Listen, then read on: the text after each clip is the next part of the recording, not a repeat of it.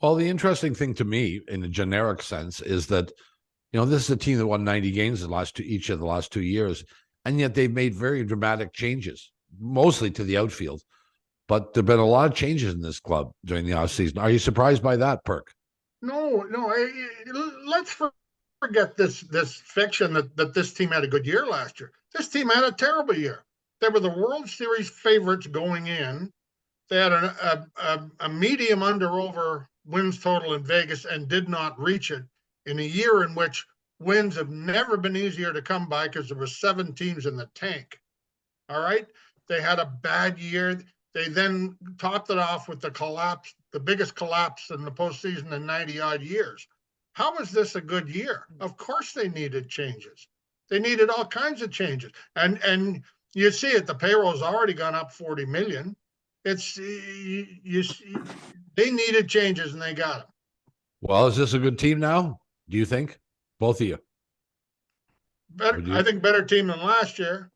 Do you? Yeah, because they'll catch the ball and I think they'll have a little more pitching. If you say Bassett replaces Stribling, let's not forget Stribling was the stated game 3 pitcher if they hadn't, crapped themselves in that second game last year. They'd already bypassed the $141 million Barrios and I mean, forget Ryu, he's gone, but I think Barrios has to be better because he can't be worse.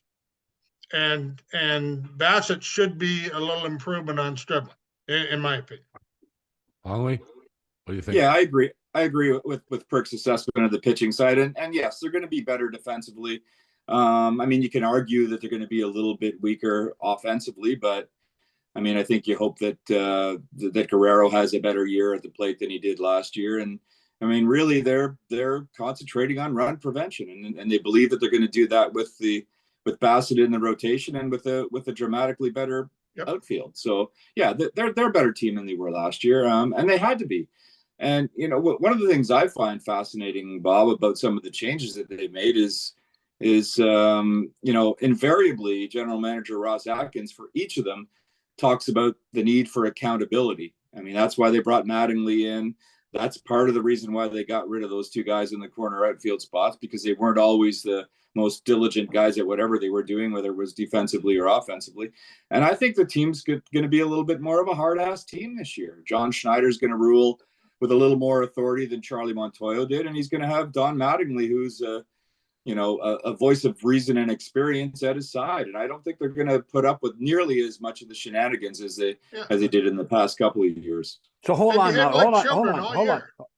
Does that mean that Perk's favorite blazer, the jacket's going to disappear this year? But that's a symptom of the way they behave. They behave like children all year, throwing peanuts in each other's hair when it's 10-1 and all that crap.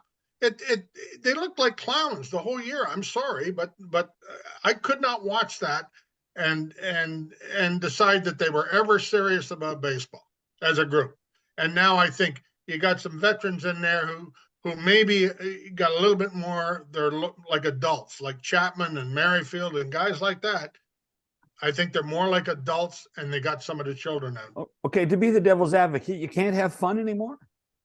But fun is you can have fun. Fun is winning.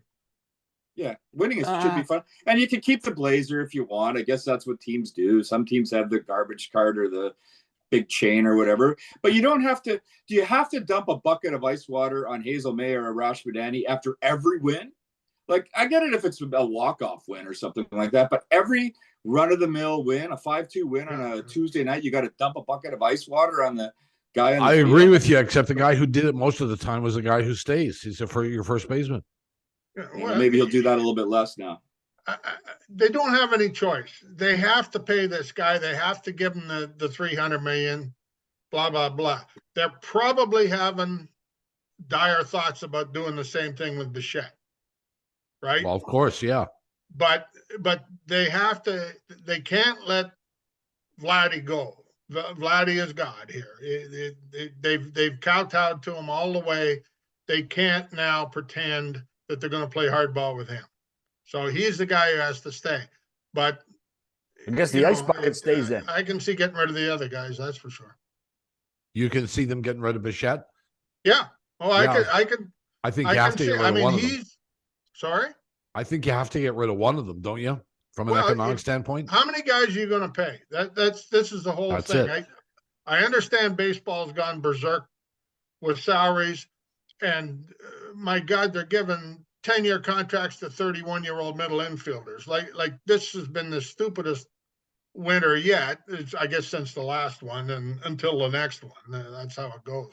But at some point, you can only give out so many $300 million contracts, and Vladdy's getting one for sure, right? I mean, this is the way it's going with the young guys, the Sotos and everything. And you want to give it to him when he's 24, 25, 26, not when he's 30, 31, 32. And remember, Bichette hits free agency, I think, the year before Vladdy, right, Robbie? I believe so. Yeah. Yeah. I think he's 2 away, and Vladdy, he's 25, Vladdy's 26. I'd have to look it up, but it all blurs, But is there any messaging, Robin, that Bichette couldn't get a 1-year deal done before the arbitration deadline? I think there's something that you got to put in the back of your head on that for sure, because I mean, arbitration happens. It's part of the economics of baseball, and it doesn't have to be an adversarial process, and it's just part of it. You go through it. However, it's the second year in a row that he's had a bit of an issue with management on this. And I mean, if he's a cornerstone of your franchise, do you really want to risk pissing him off this early in it over a couple of $1 million? Now, I understand that the way arbitration works is if you give him that money now, then you've got to give him that much more next year. But do you really want to go through the acrimony of it?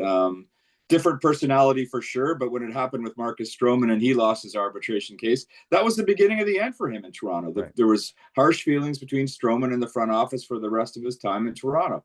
Do you really want that to happen with Bo Bichette, who at times can be a bit of a brooding sort of a guy? A guy who, sure, the Jays are concerned about some of his defensive work, and that's the other thing. What happens in the what case do the Jays make in the arbitration meeting? Do they just hammer him about all the errors he makes at shortstop and sock his confidence a little bit? Or, I mean, you want to avoid that if you can. And over a couple of $1 million, is it worth the risk of pissing off a guy like that going forward? But it is interesting that they are $2.5 million apart, which is like a record for the Blue Jays in an arbitration situation. I mean, I think that tells you a lot. What they value him at and what he values himself at are dramatically different numbers. Yeah, agreed. And Bichette has been on the record saying that he doesn't value the metrics that they use for arbitration, and that in itself is a concern. I think if it gets to a hearing, they could still settle over the next couple of weeks and avoid a hearing. Yeah.